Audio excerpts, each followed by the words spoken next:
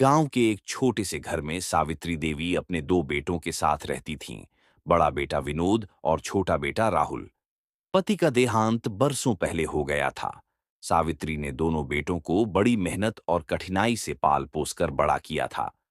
खेतों में काम कर, लोगों के घरों में खाना बनाकर उन्होंने अपने बच्चों की पढ़ाई लिखाई पूरी करवाई। विनोद पढ़ाई के बाद शहर जाकर नौकरी करने लगा और वहीं बस गया। राहुल ने खेती को ही अपना जीवन बना लिया और मां के साथ गांव में ही रह गया। समय बीतता गया।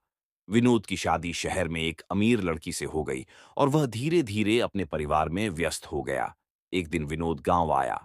मां से कहा, मां, अब आप बूढ़ी हो चुकी हो, अकेले गांव में क्या करोगी? मेरे साथ शहर चलो, वहां सब सुविधा है। राहुल ने कुछ नहीं कहा, बस चुपचाप खड़ा रहा। मां ने विनोद की बात सुनी, फिर कुछ सोचते हुए बोली, ठीक है, मैं चलूंगी, लेकिन एक शर्त पर। विनोद चौंक गया। क्या शर्त? मां बोली, मैं दोनों बेटों की परीक्षा लेना चाहती हूं। मैं बीमार हूं। ये मानकर अगर मुझे एक महीने तक दोनों में से कोई एक अपनी सेवा में रखेगा तो मैं उसी के साथ रहूंगी। तुम दोनों अपनी अपनी देखभाल की तैयारी कर लो। विनोद राजी हो गया। पहले मां को शहर ले जाया गया। शहर में शुरुआत में तो सब अच्छा था, लेकिन धीरे धीरे विनोद की पत्नी को मां की सेवा में दिक्कत होने लगी।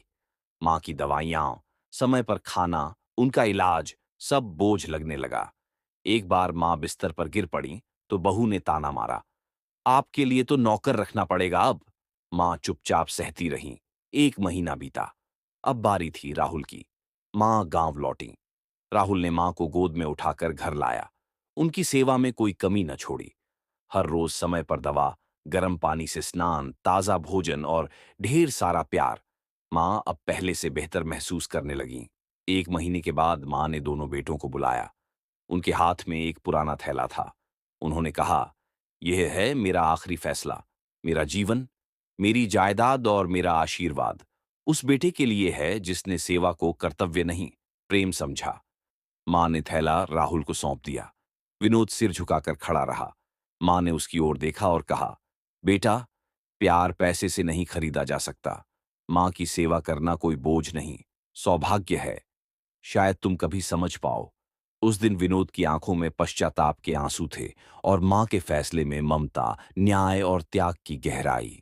मां का प्यार निस्वार्थ होता है, लेकिन हर मां के दिल में यह इच्छा होती है कि उनके बच्चे उन्हें प्रेम और सम्मान दें।